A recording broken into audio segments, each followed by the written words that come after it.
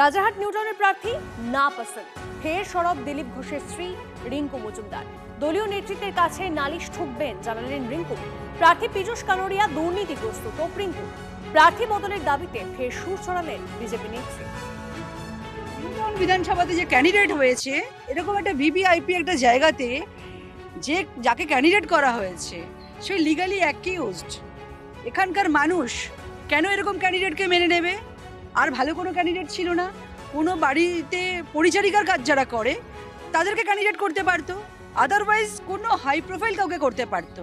হতে পারে 294টা সিটের মধ্যে সার্ভে করে তারা নীতি নির্ধারণ করে 294 জনকে সিলেক্ট করেছে। হয়তো তারা অমিট করে গেছে, খেয়াল করতে পারেনি, কোথাও একটা মিস্টেক হয়ে গেছে। তো তার জন্য আমাদের দায়িত্ব হচ্ছে আমাদের বিধানসভা থেকে ব্যাপারটাকে তুলে ধরা যে ক্যান্ডিডেট সঠিক নয়।